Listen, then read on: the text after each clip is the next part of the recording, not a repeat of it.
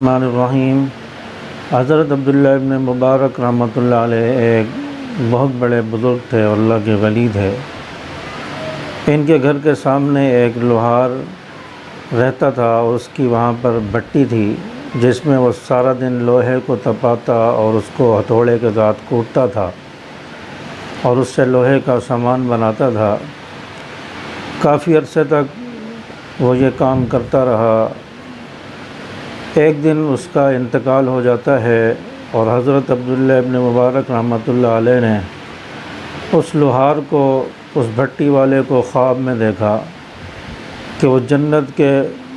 بہت اعلیٰ مقام میں جو ہے ٹہل رہا ہے۔ اللہ تعالیٰ نے اس کو جنت میں بہت اونچا مقام عطا فرمایا ہے۔ تو حضرت عبداللہ ابن مبارک رحمۃ اللہ علیہ یہ دیکھ کر حیران ہوئے کہ یہ ایک لوہار ہے، ان پڑھ ہے اور اس کو کوئی دین کی اتنی سمجھ بھی نہیں ہے، سارا دن یہ بھٹی پر لوہا تپاتا تھا، تو اللہ تعالیٰ نے اس کو جنت میں اتنا اونچا مقام کیسے دے دیا؟ تو یہ صبح ہوئی، یہ بزرگ عبداللہ ابن مبارک رحمۃ اللہ علیہ اٹھے اور صبح یہ اس لوہار کے گھر پہنچے، دروازے پر دستک دی اور دروازے پر اس لوہار کی اہلیہ، انہوں نے پوچھا کون ہے؟ فرمایا عبداللہ ابن مبارک ہوں۔ تو انہوں نے کہا کہ میں نے رات کو ایک خواب دیکھا ہے اور خواب میں میں نے آپ کے شوہر کو دیکھا ہے کہ وہ جنت کے اعلیٰ مقامات میں ٹہل رہا ہے اور جنت کے مزے کر رہا ہے، تو اس کا کون سا ایسا عمل ہے جس کی وجہ سے اللہ نے اس کو جنت میں یہ مقام عطا فرمایا ہے؟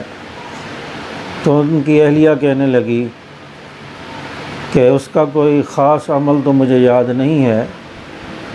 ہاں ایک عمل اس کا ہے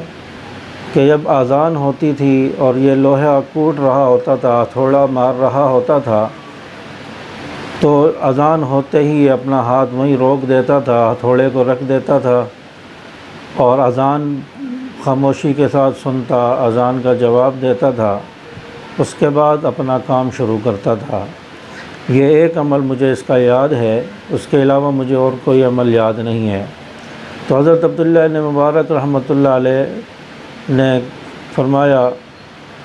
کہ مجھے لگتا ہے کہ اللہ تعالیٰ نے اس کے اس عمل کو پسند فرمایا ہے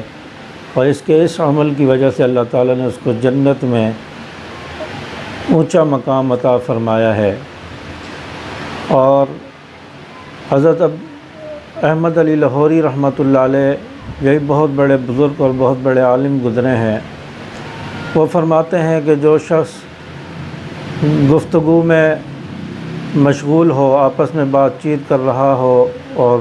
بات چیت کے دوران اذان ہونے لگ جائے اور یہ شخص اپنی گفتگو کو ختم کر دے اور اذان کے لیے خاموش ہو جائے اور اذان سنے خاموشی سے اور اس کا جواب دے، تو یہ فرماتے ہیں کہ میرا تجربہ ہے کہ مرتے وقت اللہ تعالیٰ اس شخص کو کلمہ نصیب فرمائیں گے،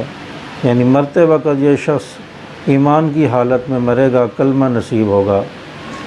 تو یہ دونوں واقعات سے، دونوں باتوں سے یہ نتیجہ نکلتا ہے